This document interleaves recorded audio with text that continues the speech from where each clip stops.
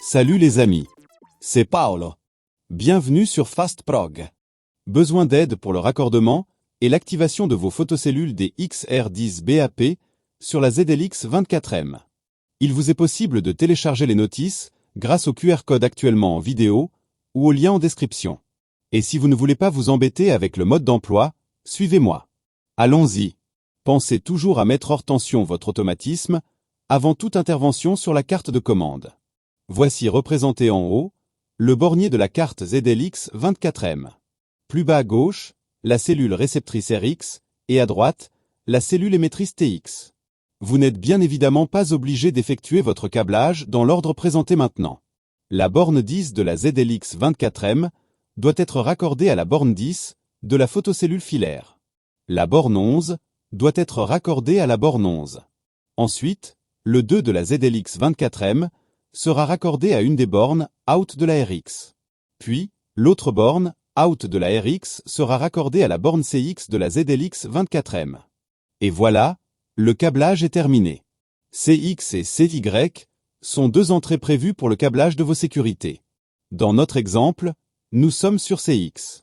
Mais si d'autres dispositifs de sécurité étaient déjà branchés sur CX, alors vous pourriez brancher ce nouveau jeu de photocellules sur CY, ou encore effectuer un branchement en série avec celle déjà branchée sur CX.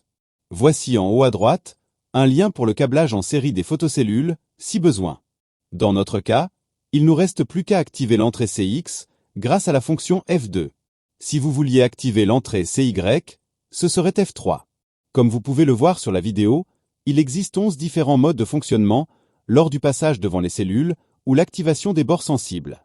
Pour l'activation de l'entrée CX, remettez l'automatisme sous tension et appuyez sur la touche entrée de la ZLX24M jusqu'à voir apparaître F1.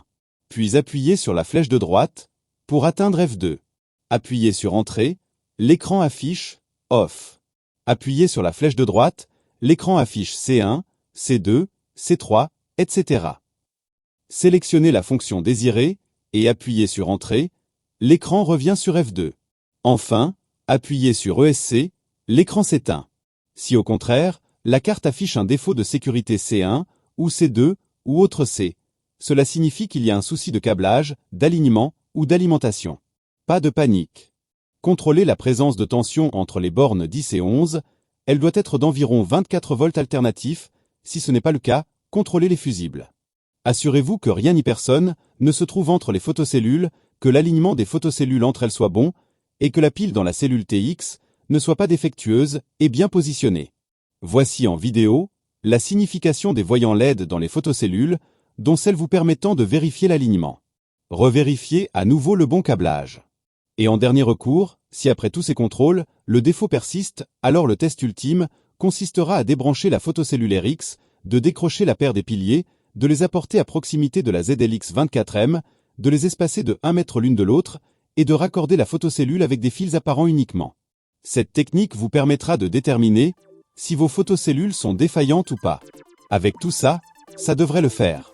Si cette vidéo vous a permis d'être plus rapide et efficace, continuons à travailler ensemble.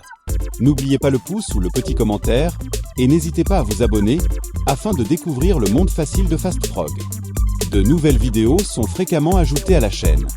Pour la programmation de vos télécommandes, d'autres dispositifs de sécurité ou l'accès direct à la chaîne, cliquez sur le lien qui vous intéresse. Arrivederci, alla prossima!